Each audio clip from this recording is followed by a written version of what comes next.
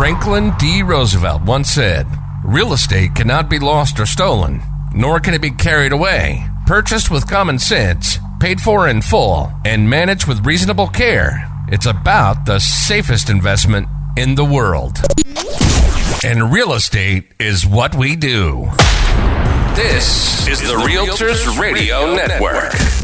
There's no sense in overcomplicating real estate. And if you're a first-time home buyer, an investor, or a real estate agent, you're about to get useful, practical, and smart advice on every facet of real estate. Welcome to the Realtors Radio Network. Now your hosts, Santos Garcia, Marcos Suarez, and Dawn McCullough.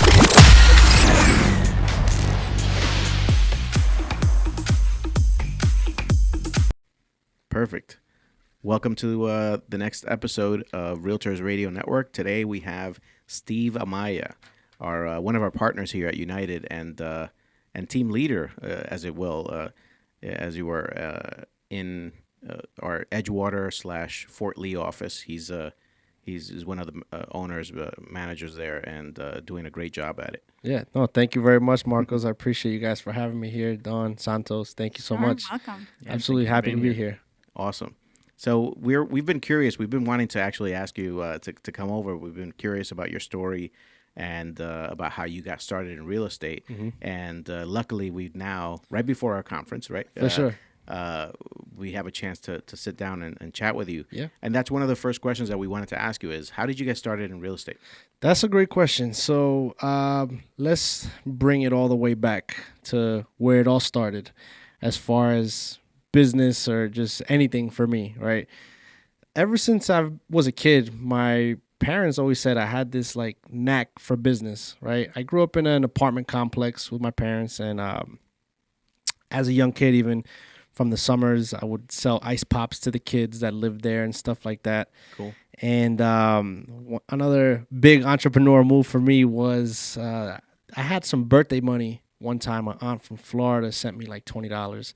I was in 5th grade, and I told my mom, I asked her, can you bring me to the dollar store? So we went, and this was back when laser pointers were like big, right? Mm-hmm. And I don't think it was something that was encouraged for elementary school students to have, right. But I was able to buy like about 20 laser pointers. I went to school the next day and sold them all and just doubled my money, and I was like just so amazed with it. So that was another thing. And then during my middle school, high school years, I was very big into the sneaker community, Nike, Jordans. I used to buy, sell, and trade. So that was another, fun part of my life, but nonetheless kind of like entrepreneurial. I got my first official job when I was a senior in high school at Party City. And I only worked there because I took a class that required you to have a job. Now, prior to that, I actually worked as well. When I was 14, I worked at the town rec center.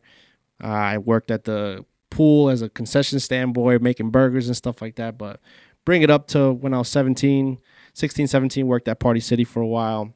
And from there, I transitioned to the restaurant business. And I transitioned very quickly in restaurant from, food runner to takeout to server to bartender all in 1 year. Wow. And this was when I was 19, 20 years old. And so I learned at a very young age, or at least at that age, that what I was compensated on was based off of my performance. And so I always thought, how could I take this to the next level? And that's where real estate kind of became a thought. And I went ahead, signed up for my class, and I passed my course exam right away. And I made the mistake that many other agents make, and that was to not take the state right away. I waited some time. That's like my number one rule. Whenever I talk to people that are taking the class, I'm like, you have to set it up immediately. That's the first tip for the episode. Yes, right. Yeah, absolutely. So I waited months, and right before my year was up, I took before I get to that, I took it a bunch of times and I could not pass. I took it probably like 5 or 6 times. And I kept getting closer and closer and closer. And just right before I was going to give up, I did it one more time, and then I passed. Now, at this point in time, I'm not working in restaurant anymore. My friend of mine worked in Lexus of Englewood. And at this Lexus of Englewood job was it was supposed to be a quick thing for me, which was 6 months. That's how long I was there. And I used to actually study for my real estate exam during lunch hours at that job. And so, people would be going out and I would just bring my lunch and just study.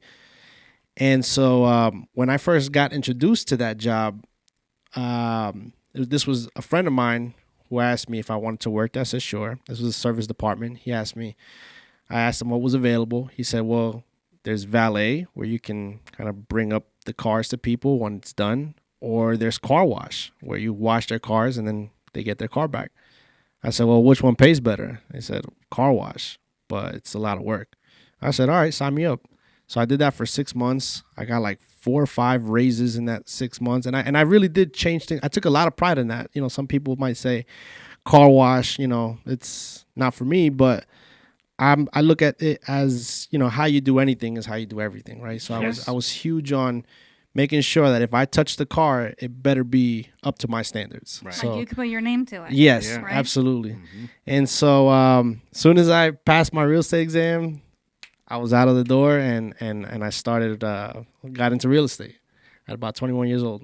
Wow. Nice. Just so you know, I actually do need a car wash right now. So maybe after the I retired. I need to see what your words say. No, I actually every once in a while do still wash my own car, and I actually enjoy it.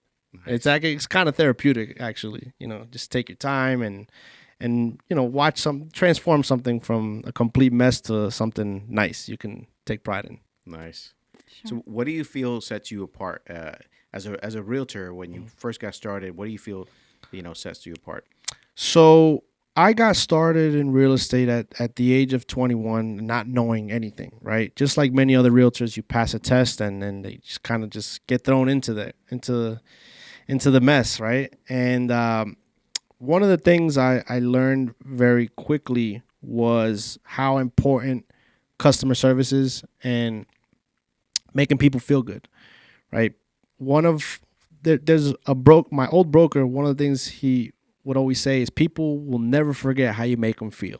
And that's something that always stood out to me. So even at the age of 21, where I didn't really have any real estate experience, I understood the concept of making people feel good, having a lot of contacts and constant communication with people, and also attention to detail. So I would say those 3 things are what makes me stand out.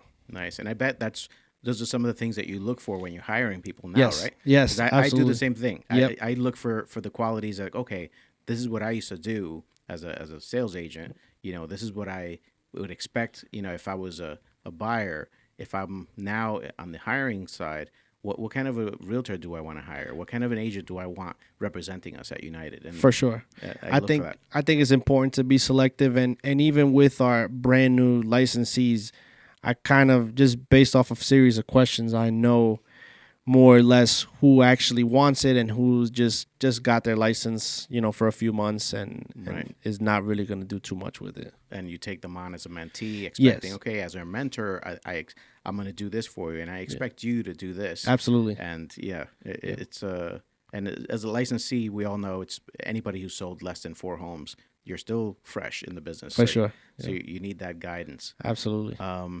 Do you have hobbies? Any hobbies? Yes. So a few of my hobbies are I like to work out. Any type of physical activity. I mean, I grew up playing baseball, so that was one of the things I had a lot of fun with. But nowadays, I go to the gym. I'll walk around Garrett Mountain. That's another favorite thing of mine to do. I actually recently started a YouTube channel, and it's a hobby thing. It has nothing to do with real estate, so that's one of the things that I've been doing for fun. And then I have a daughter now; she just turned 4 months. So Congratulations! Thank you. So speaking of hobbies and fun, like hanging out with her is like my favorite thing to do these days. Awesome. Just being around her. And I would say overall, aside and barbecuing and grilling. That's another thing I'm huge on. So those are a few of my your hobbies. Thank you. Steve, we have a few invitations here. We want a cookout. We want cars being washed. Yeah, let's do it. Great. I like tequila too. So. Oh man, that's great. Do you have any crazy real estate stories? Anything that's happened to you that you're like, oh man, that was a crazy one? Oh man, there's so many. How about two or one? Just one. One crazy real estate story. I'm not gonna specify what town it was in because it might might not be good. But and this was about a year ago too, not that long ago. And so we had a client selling a house that she purchased as a single family. The house was previously a 2, but the previous owner converted it from a 2-family to a single family. So when she bought it, it was a single family, but it still had all the 2-family specs, right? To hot water heaters, to electrical panels, to gas meters, but it was still a quote unquote single. So of course, like any other buyer would do, they operated it as a 2-family. I mean, people do it all the time. You're not supposed to, but that's what she did. And so, long story short, when we finally got the buyer for the house, we advertised it as a single family. We made sure that people knew this was a single family house you were buying, even though she had it set up as a 2.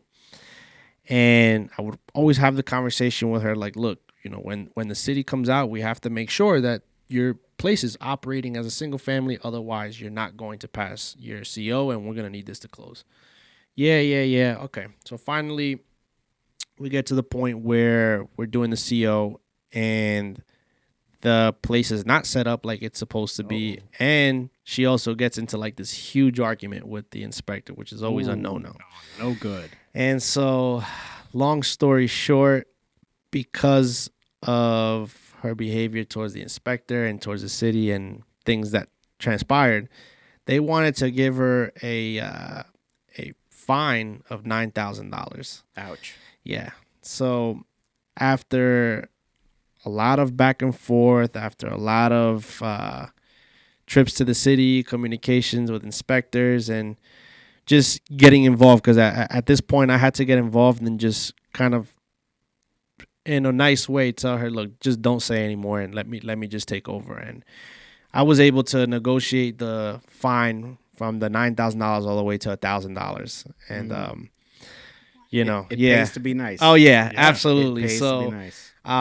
That's one of the more recent crazy ones. But as you guys know, real estate is one of those industries that you'll never be bored. If you're active and you're in the business and you're constantly in communication with people, that this is an industry that you'll never be bored in. It's way too many personalities for you to ever be there bored. Yeah. I wholeheartily agree with that. Yeah, it's never the same thing twice, never the same day, never for the sure. same. You don't have 2 transactions that are like equal. It's right? It's never that way. And it's funny you say that. My partner Randy and I, we always say when a transaction is going too smooth is because something hasn't popped up yet. Yeah. There's always there's no such thing as an easy transaction. There's easier transactions than others, but there's always going to be that hump that you need to get over no matter what. So you just be prepared. Wait for the shoe to Yes, drop. Exactly. What are any challenges that you're seeing in the industry right now, or for yourself, even as a hiring manager, right? You're hiring people, or anything that you're seeing your agents have issues with? So one of the things I'm seeing a lot of right now is agents, of course, a lot of them, their production has slowed down because of the market and the circumstances, right? It's the higher interest rates, low inventory, and a lot of the challenges that people are seeing is that most people that purchased within the last few years, they don't want to sell, they don't want to let go of their low rate to get into something and purchase less home, essentially. So that's one of the things that we're seeing. But one of the ways that we have our agents combat that is just to have to increase the amount of conversations that you're having, right? Right. Right now is the type of market where the people that are buying are either are very motivated buyers or they're investors, and people that are selling is kind of similar to that, right? Very motivated to sell. And we're also seeing a lot of people who didn't intend on being landlords becoming landlords. You're seeing a lot of single families go up for rent right now. I've noticed that more than I have over the last few years.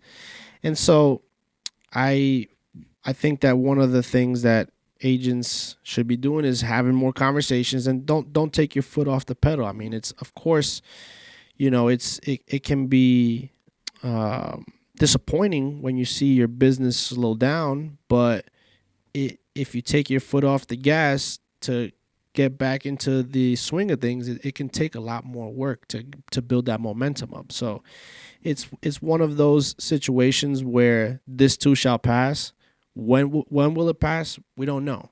So just keep working until you see results. I mean, we know that whatever you do or don't do now will show up in the next 60 to 90 days. Yeah, so right. you might as well be doing the things that you have to do, even if it takes a little longer to see some result. I agree. And to your point, real estate is one of those industries.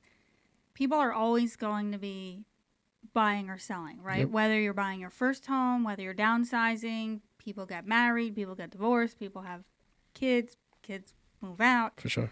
All kinds of things, job relocations, things like that. So the business will always be there. I think the market just kind of puts us to the test of how hard you have to work to get that business. It's just a business that you have to earn that business. It's not just handed to you. For sure. And this is for any realtor out there listening, this is a draining market. This is a market where things are more difficult. This isn't the market anymore where you just put a sign outside your house and it sells, or, where you just walk around with a license and make, $50,000 in 6 months. It can be, but you do have to work a lot harder now than we did before. The gravy train of 2020, 2021, it's over. It's over. Done with. As we've seen, nationwide, about 60,000 realtors have left the business. So if you're still in the business, I definitely commend you and I congratulate you. And you just have to be able to weather the storm and keep putting in the work. Keep putting in the hours. Real estate's a contact sport, so you have to make sure you're constantly in communication with people. Right now, I have been over the years, but speaking with your sphere of influence, right? Your circle of influence, your past clients is super imperative. I had a client that I went to there. I sold them a property back in 2018. And as you guys know, clients always tell you, oh, yeah, I'm going to invite you to the barbecue. And Right. They never do. They never do, right? But you stay in touch with them nonetheless. And so this client invited me to his barbecue, so I felt like I had to go. And I actually had so many things going on that day, but I made it a point. I will be there. And one of the things I took pride in was when we were there, he was telling his people, like, oh my God, like all these years, like Steve, he's always staying in touch with me. Like he never forgets about me. And that made me feel really good. That kind of Right. like validated that I'm doing the right thing. And, Right. and he just spoke very well of me, very highly of me. So I think that aside from, prospecting new clients, which is always important, it's also just as important to keep in touch with your past clients as well. So now that you've given us that tip, because the audience, we have people who are realtors and non-realtors, but the realtors should be paying attention to that part about staying in touch. But what do you wish someone had told you about real estate before you got into real estate? That's a great question. What I wish somebody would have told me before getting into the business is one of the things I mentioned before was just the personalities, right? There's so many different personalities that we deal with when it comes to consumers and clients, and nobody ever tells you that. Yep. And that's one of the things that when we mentor people, it's one of the first things that we talk about. And we talk about the four main personalities, analytic, driver, sociable, and expressive, and how you need to be able to communicate with all four of those personalities. And sometimes you have hybrids, and figuring out, when you're speaking to two clients, who's the main decision maker, and being able to cater to the people that you need to cater to. So Right. I think that's one of the things. The second is, I would say it's not that complicated of a business. It's very Right. simple. We just tend to overcomplicate it. I And when agree. something is new to you, as far as jumping into a new business and you see other people doing well, you think, oh my God, there's this magic pill, but there really isn't. It's a very simple business. You just need to figure out your way. Everybody has their own way of doing things and kind of what works for them. You know, what works for one person may not work for another. We all have different things that we're good at. So I would say honing in on the thing that you're good at, but at the same time, not ignoring the things that you may not be as good at. Work on those things as well. Right. That's very Yeah. well said. Yeah, thank you. Yeah, it's always interesting to hear everybody else's take on it, because a lot of the time it comes down to that. It's like figuring out your own way. Yep. You know, take information in, learn, and then figure out, okay, what can I use? You know, what's and then the other thing that people mention is time management, right? For sure. Because we all have to do the same tasks and we all have the same amount of hours, Yep. but some people just use it differently. Absolutely. And that's why you think, oh, that person got so many deals done this year. You know, they must be XYZ. They must be doing this magic thing. Yeah. And it's just, maybe they just manage their time better than you did. I'm glad you brought up the time management. I was having this conversation with somebody the other day. Actually, a past client. A past client that bought a property this year. He did some work on it. He just had a baby as well, and he invited me to come take a look at the house. So I spent a few hours there, and it was a great time. And he asked me about the gym. He's like, he's a young dad also. Oh, how do you find time for the gym? I said, well, I make it a priority. And the second thing is anything else that I have to do, it goes on the calendar. And my girl, Natalie, hey, Natalie, if you're listening, love you. But she helps me out so much because whenever we have anything going on, she puts it on the calendar. Good. She invites me on the calendar, and I don't even have to think about it. Unless there's something conflicting, then I'll tell her, look, I don't think I can make it. But 90% of the time, once it's there, I follow through with whatever's there. And I even showed the client. He's like, wait, so you put on your calendar that you were coming here today? I said, yeah, look. And I showed him, Right. that I was supposed to be there at that time. So I think time management is making sure that you time block for things that are important, but also schedule things and work around your calendar. It makes life a lot easier. And in real estate, especially, you have people trying to pull you in all different types of directions at all times of the day.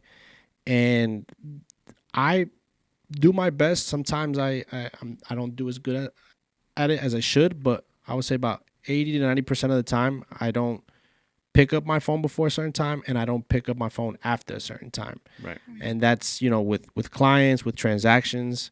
Randy, actually, he's big on that, and I learned that from him. He would say, be 8 o'clock, 9 o'clock at night, clients calling you or somebody in a transaction's calling you, and you say, well, what can we actually do at this time? Right. There's nothing we can do Right. unless, the closing's the next day or something like that. But for the most part, you have to make time for your business, and then you have to be present for the other areas of your life, whether it's family or everything else. Right. It's funny because yes, go ahead. Sorry. Yeah, no, I was gonna say that time blocking is super important. Yep. And I get asked a lot about the gym too, because Yeah. staying active for me is very important. For sure. And I haven't been posting a lot, but I usually post pictures at 5 a.m. going Yeah. to the gym, and people ask me all the time, how do you make time for that? And one of the things that I do is on Sundays, because you usually know what you're doing for the whole week. Of course. And in this business, for showings and stuff like that, it's kind of hard to plan for those. But you Yeah. could be like, you know what, from 3 p.m. to 8 p.m., 7 p.m., I'm going to be showing. You can kind of Gauge. time block for that. But most of the time, how your day-to-day is going to look like. Of course. So for me, first thing in the morning, I have to go to the gym, stay active, and then I'll come back, I read a little bit, meditate, and start working on real estate. Right. So if you put that on the calendar, for me is Google Calendar. Yeah. If it's not in Google Calendar, it's not happening. No, exactly. So as soon as I know I have to do something, I go to Google Calendar on my phone, put that there. That's it. And it's such a nice thing because once you have something on the calendar, the way I see it, like, it's out of your brain. You don't have to Yes. think about it. Right. You just look at your calendar. Okay, this is what I have going on today. That's it. It's like Get a it done. second brain. Yeah, in a way. Yeah. Superpower. Yeah, it really is. It's funny because Dawn and I, we've been working together 19 years or so, but since the second we partnered up, we knew that we had to make sure that our calendars were lined up. Yeah. So you put it in one place, it shows up in the other, and that's what we knew not to get, conflicting schedules. For sure. And I've carried that over into my just regular life and even in management here. Yeah. Right. Owning, whether I was at my previous company or here as a manager, as a keeping all these other plates in the air, if you will. The magicians, they used to have to spin the plates. You guys remember that. But, the calendar helps you with all that. Yes. And, I was talking to my sister yesterday, and she was like, "Oh, what'd you do?" And I said, I rattled off all the things. And she goes, "How did you do all that?" And I said, "Well, it got scheduled, so Right. it got done. Yeah. Anything you schedule typically gets done." And she was like, "You went to the reveal party? Yeah. You went to this party? You went to this? And you did all this other stuff for work? And yeah. And like, oh, and you went in Woodbridge?" And I said, "Yeah, I did all that." Yep. She goes, "It was like 27 things in one Right. weekend. How'd you do it all?" It's like, it was on the calendar. Yeah. Like, that's how I do all this stuff. Yep. And, it's if you schedule it, it gets done. Yeah, and I think it's something that you're not born learning or knowing how to go off a calendar. You kind of just learn as you go. Right. First, I think exactly. First, you have to get used to even looking at your calendar, because there's no use of putting it in there if you don't even look at it. Right. But once you have the habit of looking at your calendar, then you can figure out what you have going on for the day or for the week. Once you miss an appointment. Yeah. But I would say this, to my surprise. So literally my entire life is my calendar. Yeah. And not just in real estate, just everything. And I had no idea that the whole entire universe doesn't operate that way. I had no idea. Yeah. And it turns out, at least from people that I speak to and mentor and things like that the majority of people don't use a calendar. And it's kind of shocking to me.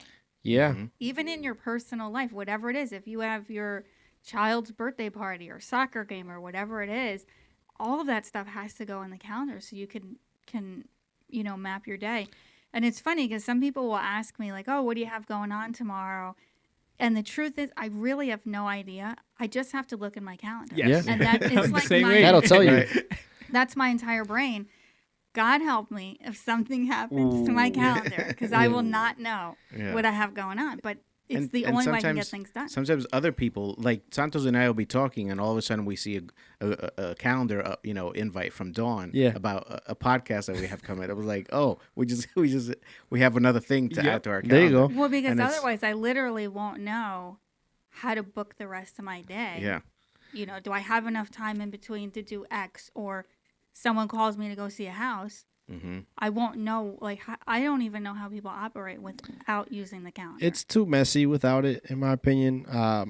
Even like you said, for personal things, I have a friend that I've met up with at this barbecue I was at this weekend, and he does Muay Thai, like fight, and he has fights and stuff like that, but he also trains. And I told him, I said, I'm getting kind of tired of the gym and kind of like bored. Sometimes that happens. I'll go to the gym for months at a time. You just get bored of just lifting weights, and you just want to do something different. So I started asking him questions about Muay Thai and stuff like that.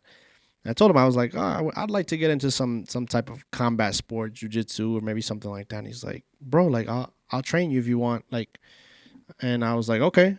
I whipped out my calendar. When are you available? Right. And we scheduled it, and now it's in both of our calendars. And that's just a prime example, because most people, like you said, Dawn, that don't operate off a calendar would have said, "Oh yeah, we'll get to it one day," and then 6 months to a year later comes by, and it never happens. So I think it's important to be able to. If it's on the calendar, it's a commitment, and something major has to come up for it to come off the calendar. Yeah, that's it's a certain level of accountability. Yes, is what it gives you for sure. So speaking of calendars and time, we always like to ask everyone, what's the longest transaction you've ever, worked on? Longest transaction.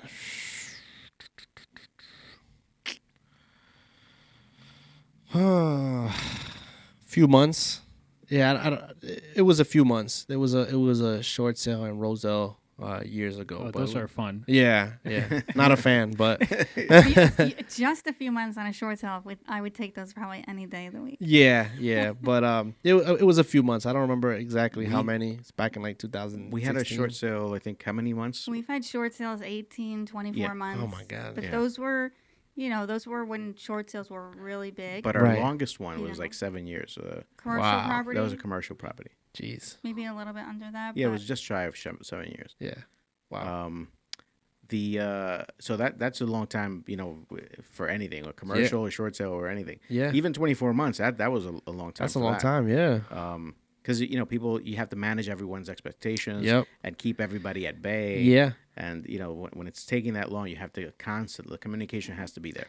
And I know that be there. over the last few years, it wasn't uncommon and still isn't uncommon for realtors to be working with a buyer for maybe a year. Right. Sure.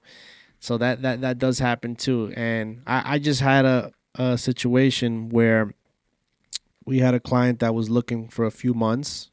She wanted to stay in the same town, school system for her kids, and she went to go see a property and put an offer on it. Didn't work out, so we thought.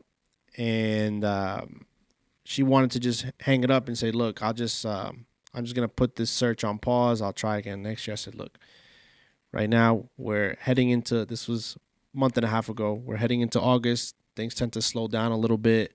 People are away. Their focus isn't on real estate. That kind of gives you a chance to get into something. So just stay the course. And what ended up happening was that property she didn't get the offer accepted on, ended up calling us back, and it worked out, and we closed about 2 weeks ago. So This is one of those markets where not only do you have to be a realtor, but you also have to encourage your clients and be like a coach, right? Yep. Right. To make sure they stay in the game. Part therapist. Too. Absolutely, yeah. And a lot of people, as you guys as well know, people always ask, is now a good time to buy, right? Mm-hmm. And my response is, number one, it depends. Depends on what you're looking for. Depends on, can you qualify? And it depends on whether you can weather the storm for this higher payment for the next maybe 2 years, right? Mm-hmm. And if the answer is yes, then go and buy. Right. But if you can't, then hold off. In my opinion, when rates go back down again, the floodgates are going to open up with buyers, and and prices. I don't really see them coming down, at least in this area. No, I doubt that they will. Yeah. But putting your coach hat back on, what advice would you give a new agent? Advice that I would give a new agent is, number one, to be coachable. Right? Everybody has expectations going into the business, but you have to kind of like let your ego down and let yourself be taught, right? By some people that have been doing this for a while and have seen some success. I would say, number two, stepping out of your comfort zone. Mm-hmm. That's a big one. I personally try to do it as much as I can. Just something I'm not sure about or something that I think might going to be challenging, just jump into it. What's the worst that could happen? You know, so you grow. Exactly. So I would say being coachable, stepping out of your comfort zone, and just having grit. Right? You have to be okay with that delayed gratification. Some people that are new agents, they see their first transaction within 1 or 2 months. Some people it takes half a year or maybe even a year. Right. But I've seen over almost the last 10 years, I've seen people that took them a whole year to close a transaction, but they stuck the course, and now they're closing deals and they have success within their marketplace. So I think it really depends on if you have the patience for it, if you have the mental aptitude for it, and the appetite too. Sure. So that's really great advice. Yeah, I agree. So I have it's a we question. Okay. I'm going to make this question of you for all of us. Sure. Do you have a real estate nickname? Probably my Instagram name, Escrow Steve. Steve. Nobody really calls me that per se, but I guess if I did have one, it'd be that. I was going to say, if you couldn't think of it, that's what I was going to say. Escrow Steve. What do you have a favorite real estate app that you use at all, or besides Instagram? Because we know you're on Favorite real estate app? DocuSign. That's what. We know what that means. Yeah, DocuSign. Yeah. Another one is Mile IQ that tracks your mileage. I think Sure. that's another good one. Yeah. Let me see. Let me take a. DocuSign is a hack. You can use it for everything. Like, Yeah, yeah. While I look at my phone DocuSign real is quick. the updated version of the sign here, press hard. Oh, on- yeah. I I also what do you call it? On the The carbon copies. carbon copies. I have another one. PDF filler. I don't know if any of you guys Okay. heard that Sure. before. Yeah. Okay. I think it costs like $120 for the year, Yeah. but it's so worth it. It's definitely worth Yeah, it. you can upload any document into it, use your iPad, use your phone, fill it out, and then send it out for signatures through DocuSign. So Right. I think that, Nice combo right there. yeah, absolutely. You have to be efficient. You've done this before. Oh yeah, yeah. You have to be efficient, no matter what. So Yeah. having the tools that you need in order to get the job done is super important. And Right. so, even with clients, right? They may ask you, what's the difference between United and XYZ real estate brokerage or agents.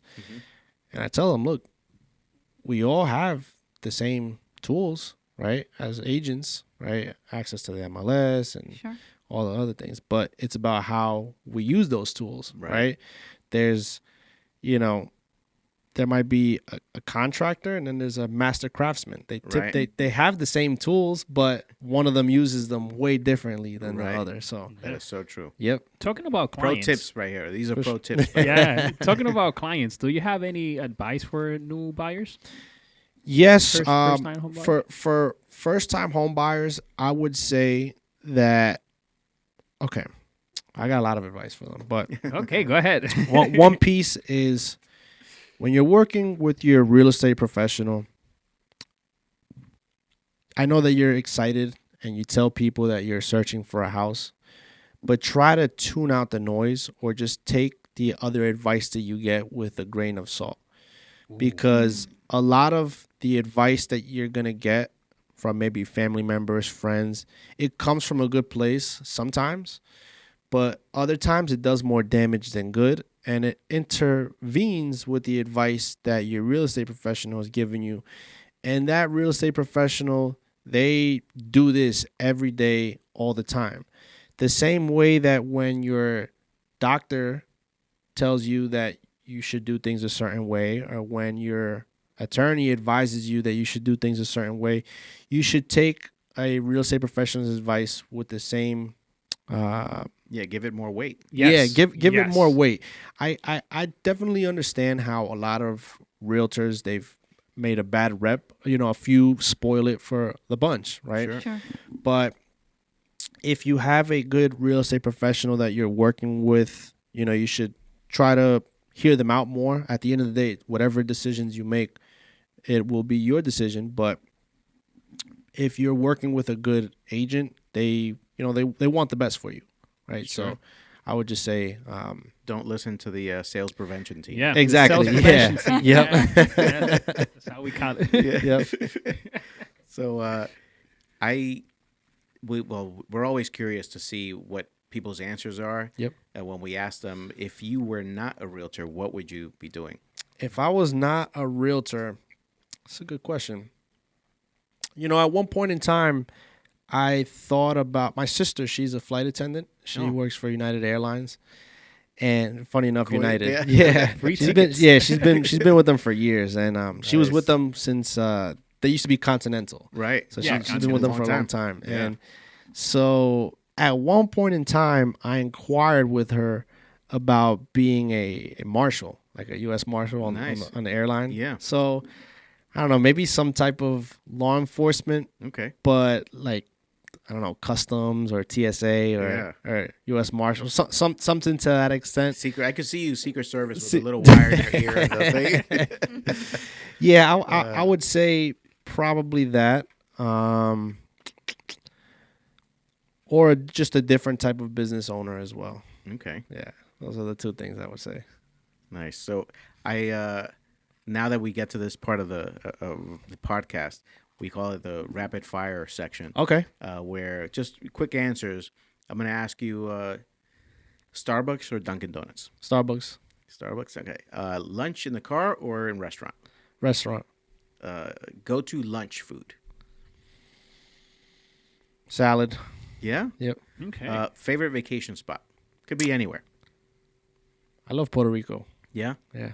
How about favorite town in New Jersey, other than the one you live in? Englewood. Englewood. Yeah. Tell me why.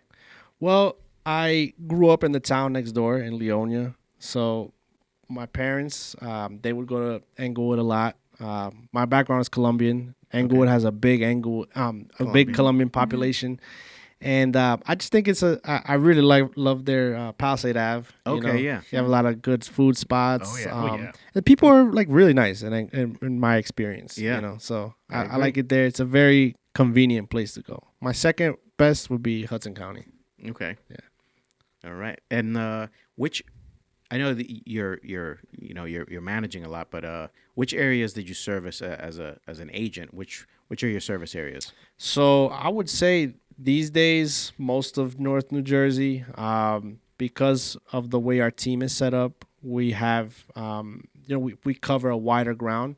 When I first got started, it was mostly Bergen County, but Okay. now, Bergen, Essex, Passaic, and even Union. And how do you have your team set up? You mentioned So where our team members, one of them lives in Essex County, and then the other one lives in Union County. So that kind of helps us out when it comes to location and demographic wise. Yeah, That's fantastic. for sure. All right. Where can the public find you on social media? Any particular sites? Yeah. Definitely on Instagram. That's probably my favorite. What's your handle there? It's Escrow Steve, right? Awesome. I would say that's my favorite one. You can find me on Facebook too, Stephen Amaya. Okay. Those are predominantly the two that people can find me on. You mentioned that YouTube channel. You want to share with the audience? I can. Yeah. I can. So my YouTube channel, it's at Steve Dreams. All right. So that's my YouTube channel.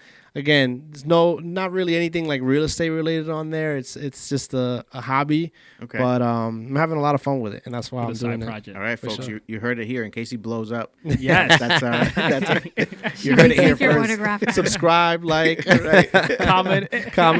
Nice. All right. Well, we really appreciate you stopping by. We Of course. thank you. Thank you for And, having me. Yeah, sure thing. It's been a blast. Thank you. Absolutely. Thank you so much. This is Realtors Radio Network signing off.